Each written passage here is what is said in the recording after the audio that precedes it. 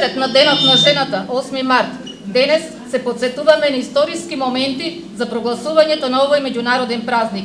Ден кога се одбележува борбата на жените за економска, политичка и социјална равноправност со мажите. Од најстари времења, па се до денос, сведоци сме на постојаната борба за равноправност помеѓу мажите и жените. Во секоја историска етапа можеме да забележиме дека една од поглавните нејзини карактеристики е нееднаквоста помеѓу половите. За жените се создало едно непишано правило, дека нивната заедничка карактеристика е да бидат подчинети на машкиот авторитет. Во историјата се познати голем број на жени кои тргнале спротивно од овие општествени норми и докажале дека таа може да е моќна владетелка, дипломат или политичар, воин на бојното поле, добар научник, да се занимава со поезија или уметност. Идејата за одбележување на посебен ден посветен на жените потекнува од почетокот на 20 век. Но од сите нив, најголеми заслуги имаат Роза Луксембург и Клара Цеткин. За прв пат денот на жената е одбележен на 28 февруари 1909 година во Соединетите Американски држави по иницијатива на Социјалистичката партија на Америка. Претходно, во 1908 година, 15.000 жени, барајќи право на глас, скратено работно време и подобра плата, марширале низ улиците на Њу Јорк под мотото Леб и рози. Лебот бил символ на економска сигурност, а розите биле символ на подобриот живот. Во 1910 година, под закрила на Втората интернационала во Копенхаген, е одржана првата меѓународна конференција на жените и на неја е одлучено да се прославува Меѓународен ден на жената, но без да биде утврден точен датум. Следната година, на 19 март 1911 година, овој празник по прв пат е прославен од милион луѓе во Австрија, Данска, Германија и Швајцарија. На 8 март 1913 година, жените ширум Европа одржуваат мировни собири. По победата на болшевиците во Русија, а по иницијатива на Александра Колонтај, 8 март по прв пат е прогласен за државен празник. На Запад во 1920 години, одбележувањето на 8 март полека замира, а оживја во 1960 заедно со растежот на феминизмот. Во некои европски држави, 8 март е државен празник. Нашата држава е од ретките земји во кој овој празник има само символичен статус и нема политички конотации. Со одлука на Обединетите нации од 1975 година, 8 март беше прогласен за Меѓународен ден на жената. Целта е да се одбележи улогата на обичната жена во историјата, како и нејзината борба за еднаквост, правда, мир и развој. Република Македонија значително работи на сите полиња – економски, политички, социјални и здравствени, со цел да се подобри и олесни животот на секоја жена во ова општество. Успешно ги следи и работи според следните меѓународни конвенции и декларации. Универзална декларација за човекови права, Конвенција за елиминација на сите форми на дискриминација врз жените, Европската конвенција за човекови права, Конвенција за борба против трговија со луѓе и транснационален организиран криминал и протокол од Палермо и Европска конвенција на Совет на Европа за борба против трговија со луѓе. Еден од позначајните документи што се однесува на правата на жената е Конвенцијата за елиминација на сите форми на дискриминација врз жените, усвоена од Генералното собрание на Обединетите нации во 1979 година, позната како Женски закон. На 6 март 2003 година, приближно 170 земји станаа членки на конвенцијата, обврзувајќи се со тоа да ја остварат еднаквоста меѓу мажите и жените преку обезбедување на еднакви можности на сите полиња – политичко, граѓанско, економско, социјалното или културното, како и во семејниот живот. Можен значаен документ во рамки на Советот на Европа од 11 мај 2011 година е и Конвенцијата за спречување и борба против насилство врз жената и семејно насилство, популарно нарекувана Истанбулска конвенција. Македонија ја ратификуваше оваа конвенција која стапи на сила на 1 јули 2018 година. Денот е подсетник на сите познати и непознати силни жени кои верувале и се бореле за унапредување на женските права. Македонската историја ги слави хероините кои нераскинливо се поврзани со нашата борба за државност и слобода. Остануваме истрени во борбата, да не ги изневериме нив и да не се разочараме себе си.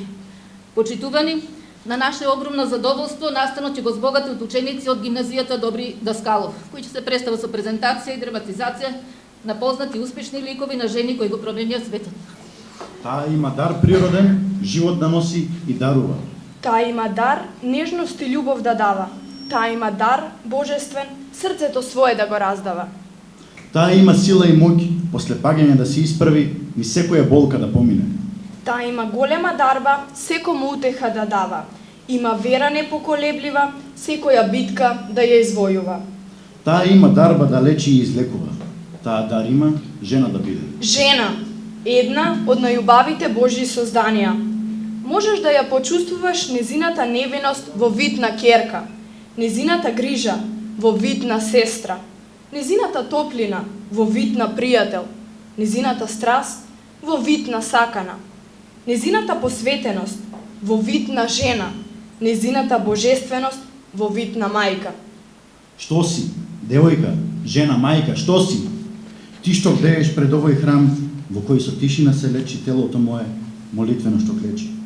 Светлина ли, мрак ли твоето идење му носи? Што си, девојка, жена, мајка, што си?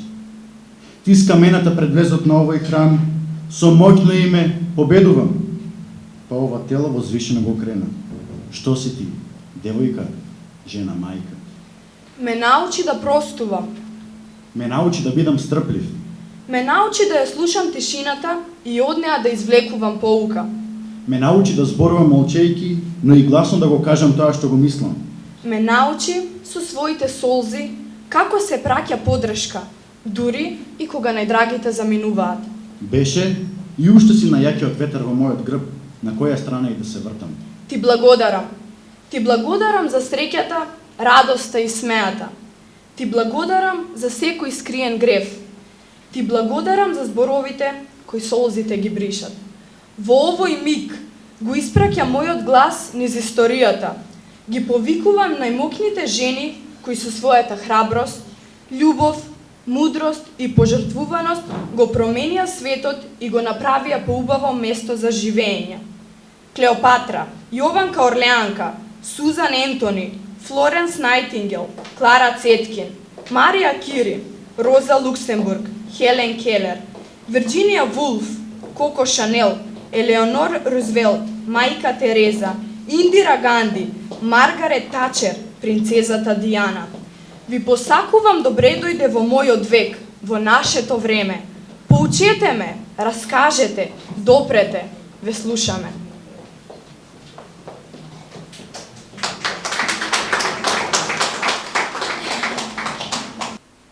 Кралица на кралевите е синоним за моето име, кој веќе со векови се провлекува низ минатото. Важам за една од највлијателните жени во историјата, запомнета не само по мојот лик, туку и по моите дела. Јас сум Клеопатра, седма Филопатор, последна независна владетелка на Египет, по потекло од македонската династија Птоломеиди.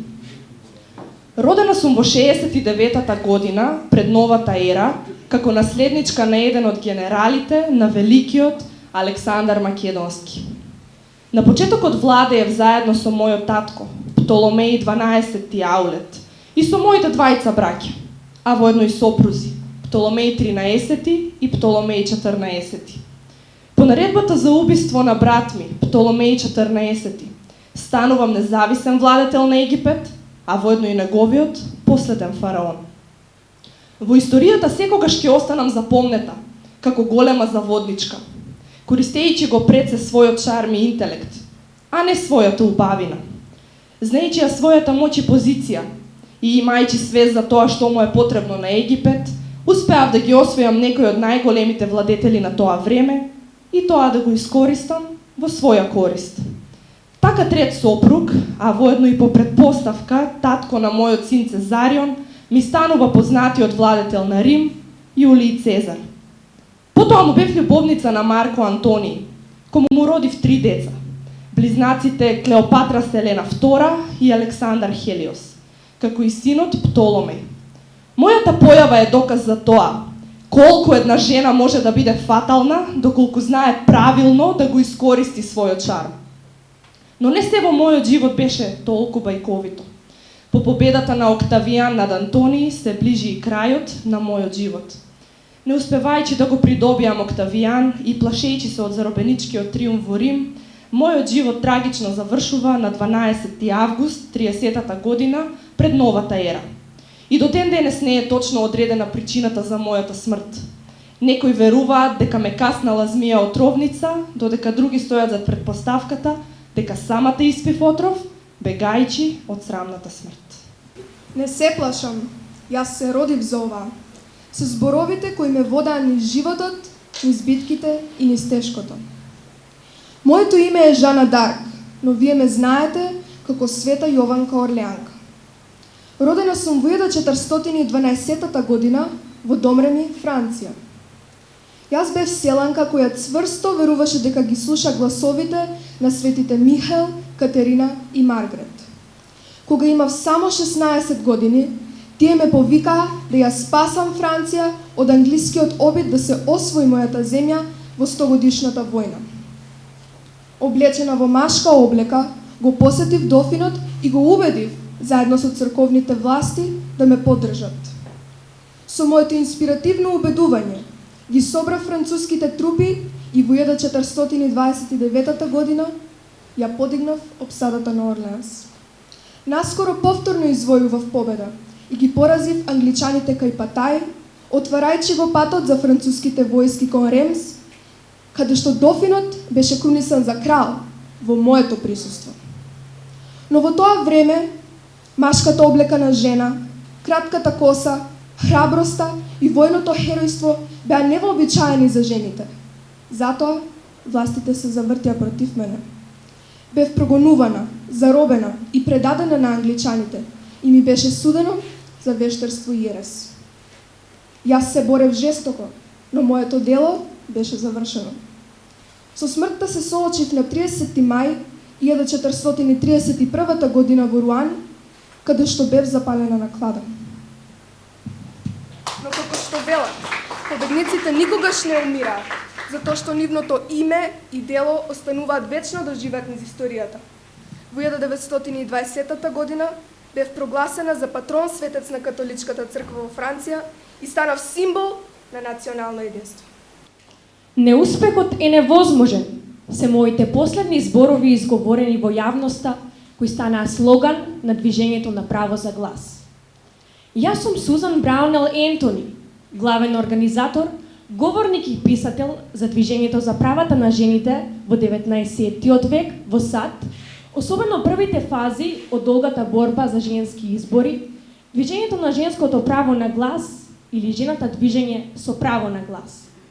Родена сум 1820 година во Адамс, Масачусетс во САД, како второ од 7 деца. Во младоста, во времето на големата лудост, го додадов и моето средно име Браунел, но никогаш не ми се допадна и не го користев. На само 17 години собирав петиции против робството и станав председател на локалното здружение против алкохол, кое беше прво во низата друштва и здруженија во кои членов. Мојот животен партнер во политичката организација за женските права и женското право на глас беше Елизабет Стентон, која запознав на 29 години. Заедно го основавме Американското здружение за еднакви права и Националната асоциација за жени. Во 1872 година гласав на председателските избори. Потоа бев уапсена, прогласена за виновна и бев казнета. Се спротивставував и на абортусот, кој беше небезбеден по здравјето и животот на жената. Верував дека со постигнување на еднаквост и слобода за жените ќе нема потреба од абортус. И од сите борби што ги водев за нас, за вас, за сите жени, добив покана од председателот Вилјам Мекинли и мојот 80-ти роден ден го прославив во Белата куќа. По истрпувачката борба со пневмонијата, последниот здив во овој свет го вдишав на 13 март 1906 година, свет во кој ја покренав револуцијата и се борев за правата на сите жени. Остана запаметена и многу години по мојата смрт, во 1979 година, станав првата историска жена представена на американската монета на доларот. Еднаквост за сите жени. неуспехот е невозможен. Го припишувам мојот успех на ова. Никогаш не давав и не прифаќав никаков изговор. Јас сум Флоренс Најтингел. Родена сум на 12 мај 1820 година во богато семејство во Фиренца, Италија. Јас се бунтував против улогата на жената, која што ја очекуваше со оглед на низиниот статус, а тоа значеше да стане сопруга и мајка. И покрај лутината на моето семејство, јас напорно се образував за да станам медицинска сестра. Патував многу, а она патување во Германија, во кој се стекнав со медицинска обука во институтот во кој се лекуваа сиромашни, беше пресвртна точка во мојот живот. Додека бев медицинска сестра во Лондон, извештаите кои што пристигаа во Британија за лошата состојба на ранетите војници во Кримската војна ме допреа многу. Затоа на 21 октомври 1854 година доброволно јас и уште 38 медицински сестри обучени од мене отидовме во Скутари, Отоманското царство. Таму состојбата беше многу лоша, ранетите умираа од инфекции, но јас ја подобрив хигиената и ја намалив стапката на смртност. Поради мојата навика ноќе да ги проверувам ранетите војници додека другите спиеја, бев наречена господјата со ламбата. Во ноември 1855 година добив признание за мојата работа за време на војната. По тој настан го основа фондот за обука на медицински сестри, за кои имаше многу донации. Со парите кои што ги собрав од фондот, во 1860 година го основав училиштето за обука на медицински сестри во болницата Свети Томас. Напишав повеќе книги, меѓу кои најпозната беше книгата Забелешки за медицинските сестри. Книгата служеше како вовед во професијата медицинска сестра, а истовремено и служеше како вовед во наставата во моето училиште. Останатиот дел од животот го помина во промоција и развој на професијата медицинска сестра. Ја добив наградата Црвен крст и исто така станав првата жена која што добила орден за заслужност. Починав на 13 август 1910 година во мојот дом. Смртта ме зеде, но заборавот не успеа никогаш, затоа што Меѓународниот ден на медицинските сестри се слави на мојот роден ден, а училиштето кое што го основав денес е дел од Универзитетот Кингс Коледж и го носи моето име. Јас сум Роза Луксембург, политичка радикалка, интелектуалка и писателка со полско потекло. Родена сум на 5 март 1871 година во Полска, Руска империја. Како еврејка во Полска под руска власт, бев вовлечена во подземните политички активности. Ја истакна важноста за политичките слободи како составен дел во човековите права. Јас верував дека поединците имаат право да учествуваат слободно, да се борат и право да предизвикуваат угнетувачки системи. Еден од моите цитати што често го користам е следниот. Слободата е секогаш слобода на неистомислениците. Јас верував дека работниците имаат право на правични плати, пристојни работни услови и моќ на колективно договарање. Реков, слободата е секогаш и исклучиво слобода за оној кој размислува поинаку. Во текот на мојот живот учествував во многу бројни социјалистички и работнички движења низ Европа, а ги застапував правата на угнетените. Моите пишувања и говори го оспорија преовладувачкиот капиталистички поредок и воведоа социјалистичко општество засновано врз солидарност, еднаквост и демократија.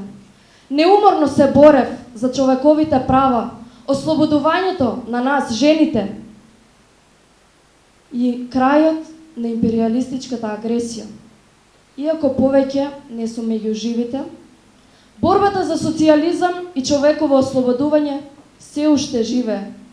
Да го почитуваме споменот на тие што се бореле и оние што се бореле и се жртвувале за подобра иднина. Да го носиме факелот на револуцијата се до победата.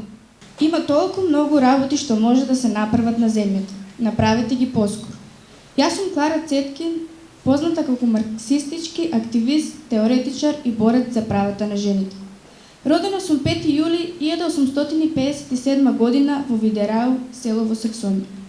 Моите пријатели и колеги ме нарекуваат Дивата Клара поради мојата непроменлива природа, директноста и способноста да ги преземам најнеочекуваните акции.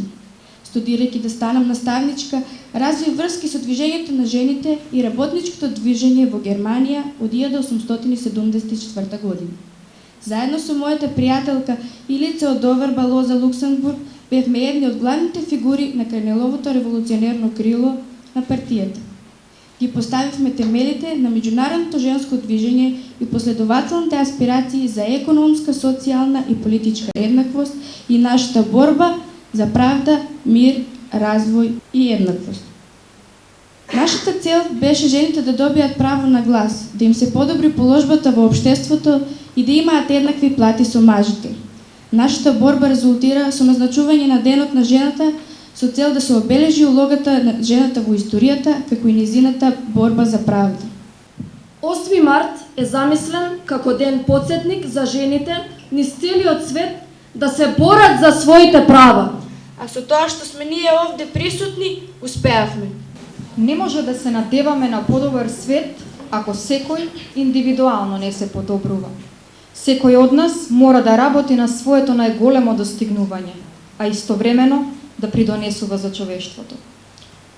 Можеби на некој од вас и му се познати овие неколку реченици, но секако ќе се представам и за останатите. Јас сум Марија Кири Склодовска, родена на 7 ноември 1867 година во Варшава во Полска. Годините од моето детство ги минев не така лесно, а особено ме погоди тоа што за многу кратко време ги изгубив мојата сестра и мојата мајка. Морам да кажам дека навистина имав потенцијал за учење, а воедно бев способна и за исцрпувачка работа, честопати занемарувајќи ги дури и храната и спиењето. По завршувањето на средното образование, главно поради фактот што бев женско, а нормално и поради руските репресии во тоа време, не можев да се запишам на ниту еден универзитет. Конечно, со финансиска поддршка од сестра ми Бронија, заминав во Париз, каде студирав физика и математика на Универзитетот Сорбона. Целиот мој живот, исполнет со борба, копнеш, амбиција и успеси, го посветив на наука и хуманост. Како жена, мојата борба беше двојна. Се борев за признавање на жената во машко доминирано општество, а со моите истражувања и откритија во областа на радиоактивноста не само што го променив научниот свет, туку и им го отворив патот на многу други жени, желни за наука и подвизи. Додека студирав, го запознав и мојот сопруг Пиер Кири, со кој ја запечативме историјата. Станав првата жена добитничка на Нобелова награда. Неколку години подоцна ја добив и Нобеловата награда во областа на хемијата, давајќи уште еден пример за тоа дека секоја жена со упорност и истрајност има потенцијал да го промени светот. Бев сметана за херој, затоа што бев жена во науката во која речиси и нема жени. На мои 66 години, на 4 јули 1934 година, како резултат на долгата изложеност на радиација, добив апластична анемија и така завршува мојот живот. Но и по мојата смрт станав првата жена погребана во пантеон во чест на големите достигнувања помеѓу најславните личности од француската историја. Од ништо во животот не треба да се плашиме, треба само да го разбереме. Ме учеа дека патот кон успехот не е ниту краток, ниту лесен. Жените што го променија светот. Секој има различна представа за тоа што е голема личност, но овие жени се извонредни индивидуи што постигнале резултат на полето на уметноста, музиката, науката, политиката, социјалниот живот, забавата, спортот. За да го постигнат оно што го постигнале, прво морале да се борат со ограничувањата наменети од општеството и традиционалната предпоставка за улогата на жената. Многу од нив живееле во време во кое јавноста ги омаловажувала нивните идеи и нивната женственост. Жената е секогаш единствена, неповторлива и божествена. Божествена е затоа што во себе ги носи најубавите допири, убави на милост, а силата и умот како кај мажот. Жените не се создадени да бидат сватени, туку да бидат сакани. Жената е единственото суштество кое може да плаче и да се смее поради иста причина, а честопати и истовремено. Жената е створена од реброто на мажот, не од стапалото со кое гази, не од главата да биде помоќна, туку од машкото ребро да биде еднаква, под раката за да биде заштитена и од страната на срцето за да биде сакана. Висината на културата се одредува по односот на жената. Жената го разнежнува срцето, гради јазик на духовноста, ја крева љубовта и убавината до религија и мудрост. Вистински гламурозната жена ја прави нејзината спонтаност и свест за сопствената женственост. Машката среќа е сакам. Женската среќа е тој сака. Животот на мажот е слава. Животот на жената е љубов. Кога не би постоела жената, диамантот би бил само обичен камен. Мажите секогаш сакаат да бидат нивна прва љубов. Жените се попрефинети, сакаат да бидат нивна последна љубов. Жената внесе повеќе благост и усегласеност меѓу луѓето, повеќе од сите моралисти на целиот свет. Жената треба да ја обожаваш или оставиш, ништо меѓу тоа. Од накид ги носеше само своите очи. Вистинскиот маж нема да го препознаете по изгледот, дипломата, по интелигенцијата. Вистинскиот го препознаете по начинот на кој ве држи за раката, како ве бакнува, како ве прегрнува, ниту прецврсто да не останете без див, ниту прелабаво да исчезнете без трага. Вистинскиот ве држи токму како што треба, да знаете чии сте. Најдобрите и најубавите нешта не може ниту да се видат, ниту да се допрат. Тие може да се почувствуваат само со срцето. Животот понекогаш ни дава добри карти, но, за жал, се случува спротивното. Многу луѓе се ставени пред големи предизвици. Така бев и јас. За оние кои не ме знаете, јас сум Хелен Келер. Родена сум на 27 јуни во 1880 година во богато семејство во Алабама, како најстара помеѓу моите сестри. Кога имав само 19 месеци, тешко се разболев, пошто останав глува и слепа. Кога имав 7 години, почнав да ги разликувам луѓето по начинот на кој што се движат. А потоа, мојата звезда водилка Ен Саливен ме научи да комуницирам со помош на моите раце, со гестикулации. Моето школување го продолжив на Редклиф, каде што дипломирав со нејзина помош. Учествував и во политиката. Бев член на тогашната социјалистичка партија. Застанав на страна на маргинализираните и се борев против расизмот. А како станав социјалистка? Читајќи. Првата книга што ја прочитав беше New Roads for Old од Велс. Ми ја препорача господјата Мейси. Останатата литература беше германска социјалистичка литература, која што беше печатена на Брајево писмо. Целиот мој живот го поминав помагајќи им на глувонемите и слепи луѓе, кои што мислам дека се најосамените луѓе на целиот свет, кои гледаат во темнината и темнината гледа во нив.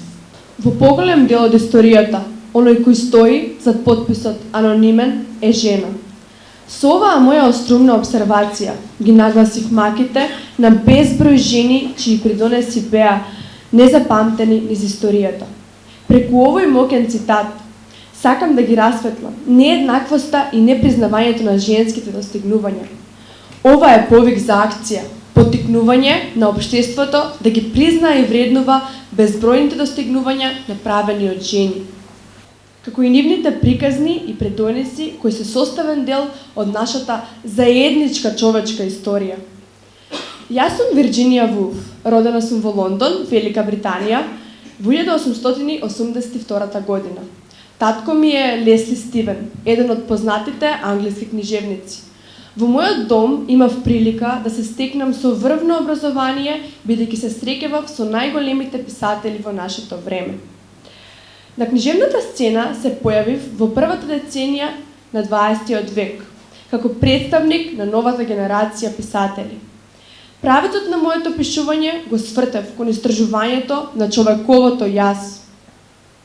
Мојата сериозна книжевна кариера започнува откога се омажив за Леонард Вулф, кога заради забава со сопругот, своерачно, со помош на рачна машина, објавувавме своји раскази. И продолживме со издавачката дејност, се со цел прославување на млади писатели. Автор сум на повеќе романи, критики и 3 книги со есеи. Делата ми се преведени на повеќе од 50 јазици, од кои најпознати се Крајот на патувањето, Госпоѓа Далавеј, кон светилникот, Орландо и Бранови. Од моите реалистични дела сакам да ги издвојам Нечија собствена соба и 3 гвинеи, во кои што ги опишувам тешкотиите со кои интелектуалките се соочуваат. Заради непропорционална правна и економска моќ што имаат мажите и еднината на жените во општеството и образованието која е во рацете на машкиот пол. На 28 март 1941 година, на моја 59 годишна возраст, трагично го завршив својот живот поради ментални болести. Убавината треба да започне од срцето и душата, инаку ни козметиката нема да помогне. Мислата, која што секогаш ми беше во главата кога сум се погледнувала во огледалото.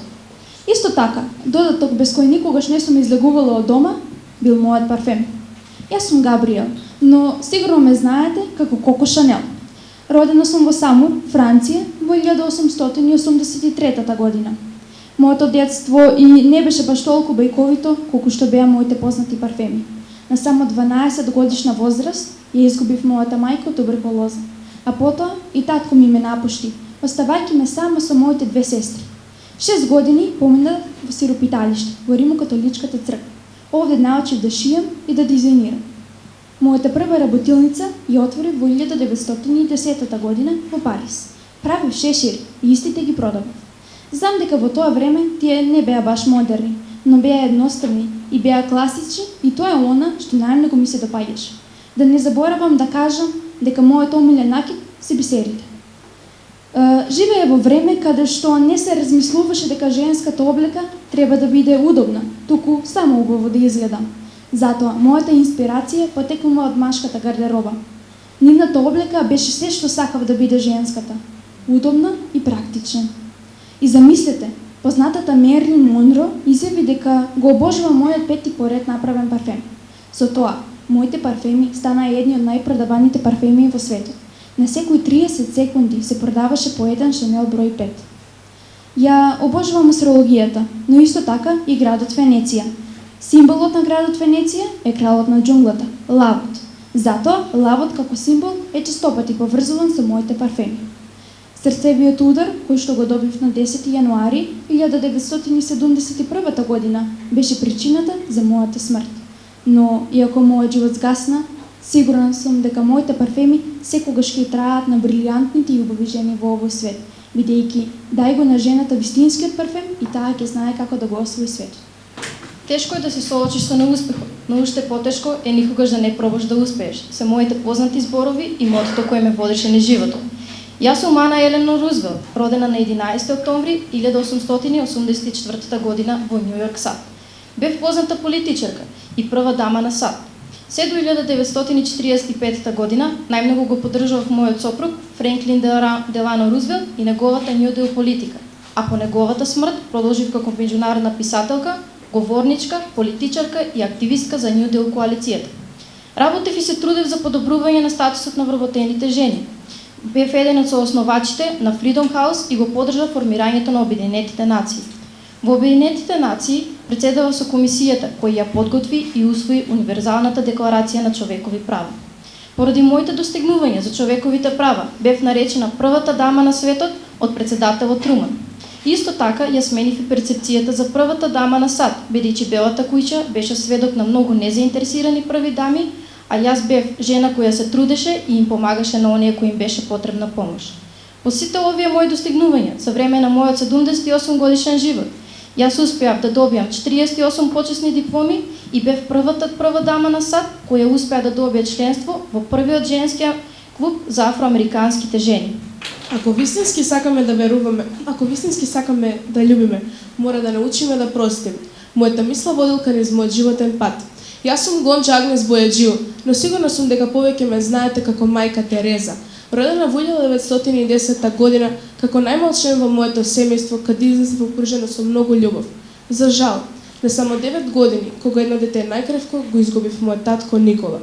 Мојата силна мајка, иако скршена од болка, вредно веже се за да нам не обезбеди сигурна иднина.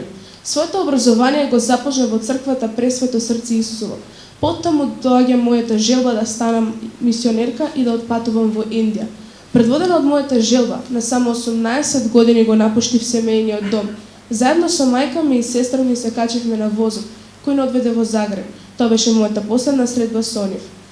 Најпред ми се придружив на сестрите од Лорето во Даблин, Ирска, но не запрев тука. Своето патување го продолжив во Колкота, Индија. Овде најсилно го почувствував Божиот повик, кој што е дел од мене уште од мојата 12 година. Живеев во најсиромашните предградија на Колкота, помагајќи на најранливите души.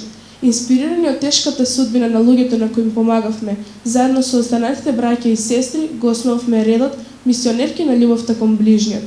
Некои би рекле дека многуте престижни награди кои ме беа доделени ми исполнуваат, но верувајте, ниту една не вреди онолку колку насмевката на луѓето на кои ми помагав. Мојата животна приказна завршува на 5 септември 1997 година. Простувањето е доблест на храбрите. Мисла по која многумина ме препознаваат. Јас сум Индира Ганди, ќерка сум на првиот председател на Индија. Мојот помлад брат го изгубив уште кога беше дете, па израснав како единственото дете во мојата фамилија. Често се чувствував тажно и несреќно. Мојата мајка беше постојано болна, а татко ми постојано отсутен поради бројните политички активности. На 20 годишна возраст ја изгубив мајка ми, која боледуваше од туберкулоза. Во овој период ги започнав моите студии на Универзитетот во Оксфорд. За време на мојот престој во Велика Британија, често се среќавав со Ферозе Ганди, кој подоцна ми стана сопруг и татко на моите две деца. Постојано му помагав на татко ми во времето кога тој раководеше со Индија. Подоцна и јас станав премиер. Бев првата жена премиер на Индија. Вешто владеев и бев опишувана како железна дама поради мојата цврстина и храброст. Воведов многу реформи, помеѓу кои и реформата за строга контрола на популацијата. Но по 11 години владење го изгубив мандатот. Но во 1980 година повторно се вратив на власт. Бев запаметена како најмоќната дама во светот која владеела. Многу луѓе веруваат дека нема да успеам во моето владење, но јас им го докажав спротивното. Често велев, јас не сум феминистка, но верувам дека жената е способна да направи се. И се уште стојам позади овие мои реченици. Јас им ветив на моите луѓе дека за секогаш ќе ја служам на Индија.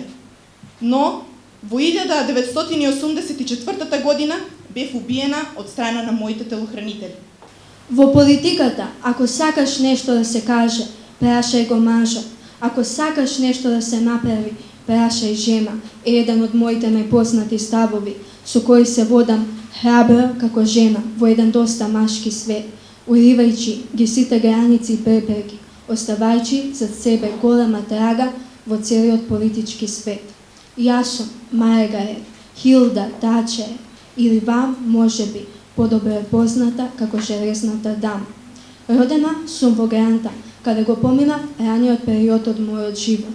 Мојата љубов и интерес кон политиката започна уште од рана возраст, од разговорите за разни политички теми со мојот татко, кој беше советник во Гранта.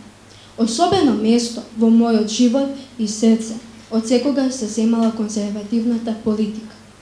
Студирав на Оксфорд хемија, каде што бев избрана за председател на студентската комора на конзервативната партија. Со голема слава се здобив кога 2 пати се кандидирав за кандидат на конзервативците во парламентот од Ајдвојд. Иако 2 пати не бев избрана, ова ме обесхрабри, бидејќи зборот неуспех е сосема непознат поим во мојот речник. Со доаѓањето на конзервативците на власт станав министер за образование, а подоцна станав и првата председателка на конзервативната партија. Во мај 1979 година, на општо зачудување на сите, станав првата жена премиер во Велика Британија. Мислам, додека сум жива, премиер нема да биде ниту една друга жена. На оваа позиција бев најдолго во 20 век и тоа 11 години во 3 мандати. Во 1995 година бев одликувана со највисокиот орден на монархијата и станав баронеса. Мојот живот згасна на 8 април 2013 година како последица на мозочен удар.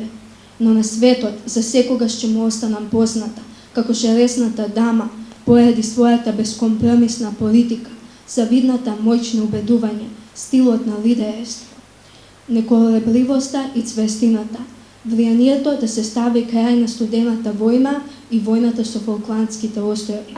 Да бидеш успешен е исто како да бидеш дама. Ако треба да им кажуваш на луѓето што си, тогаш дефинитивно не си. Не ме викајте икона. Јас сум само мајка што се обидува да помогне. Не се водам според правилата, се водам според срцето, не според главата. Е еден од многуте цитати кои сведочат за мојата добрина и топлина. Јас сум Дијана, принцезата од Велс, родена на 1 јули 1961 година. Доаѓам од старо англиско семејство со благородничко потекло. Член сум на британското кралско семејство и сум меѓународно позната личност. Јас сум првата жена на принцот Чарлс од Велс, со кого се омажив на само 20 годишна возраст во 1981 година. Во бракот добивме 2 деца, принцовите Вилијам и Хари, кои во моментот се прв и 5ти во редот за наследување на кралскиот престол. Веднаш по објавувањето на свршувачката јас станав позната личност. Позната сум по својот шарм и харизма и по тоа што ја користев својата титула за помагање во добротворни цели. Добив признание за таа добротворна работа, како и за поддршката на меѓународната кампања за забрана на нагазни мини. Од 1989 година сум председател на детската болница Ормонд Стрит. Вниманието на медиумите беше вперено во мене пред, за време и по бракот со принцот Чарлс, кој што заврши со развод. Вниманието на медиумите продолжи и по мојата ненадејна смрт во сообраќајна несреќа на 31 август 1997 година во Париз.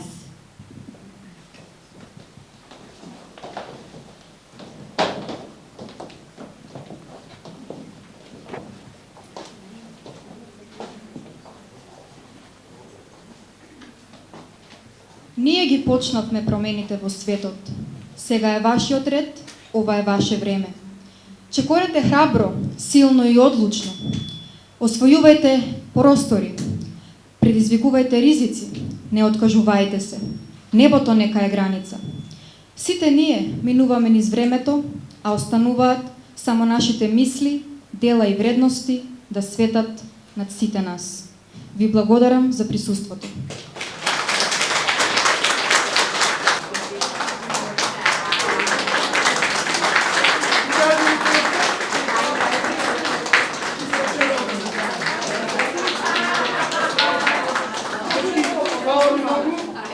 Сега имаме долу.